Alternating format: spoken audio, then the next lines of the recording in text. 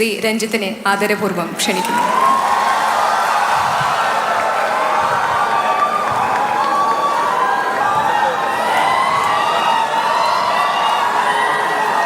Cinema കാണാൻ seat കിട്ടാത്തവരാണ് കഴിഞ്ഞ വർഷം പ്രതിഷേധിച്ചതെങ്കിൽ ഇത്തവണ ചലച്ചിത്ര അക്കാദമിയുമായി ബന്ധപ്പെട്ടുയർന്ന വിവാദങ്ങളാണ് പ്രതിഷേധത്തിനിടയാക്കിയത്. കൂവൽ കാര്യമാക്കാതെ രഞ്ജിത്ത് പ്രസംഗം തുടർന്നു.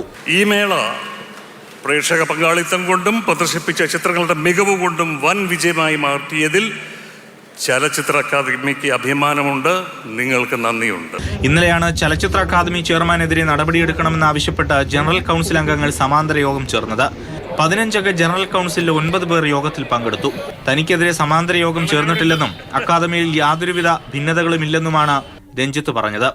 എന്നാൽ രഞ്ജിത്തിനെതിരായ പരാതി പുറത്തുവന്നതോടെ വാദം പൊളിഞ്ഞു. ചലച്ചിത്ര അക്കാദമി ചെയർമാനുമായി ബന്ധപ്പെട്ട് ഞങ്ങൾക്കുള്ള ചില പരാതികൾ ഞങ്ങൾ അക്കാദമിയിലെ കുറച്ച് അംഗങ്ങൾ ചേർന്ന് ഇന്നലെ നൽകിയിരുന്നു. ആ വിഷയം ഇന്നും നിലനിൽക്കുന്നുണ്ട്. രഞ്ജിത്ത് ഏകാധിപതിയെ പോലെ പെരുമാറുന്നുവെന്നും അംഗങ്ങൾ ആരോപിച്ചു. നമ്മൾ ആരും അക്കാദമിക്ക് എതിരല്ല, ചെയർമാനും എതിരല്ല. പക്ഷേ ചെയർമാൻ കാണിക്കുന്ന ഇത്തരം വളരെ ബോറായ മാടമ്പിത്തരത്തിനാണ് ഞങ്ങൾ എതിരെ നിൽക്കുന്നത്. രഞ്ജിത്തിനെ പുറത്താക്കണമെന്ന ആവശ്യത്തിൽ ഉറച്ചാണ് ഒരു വിഭാഗം.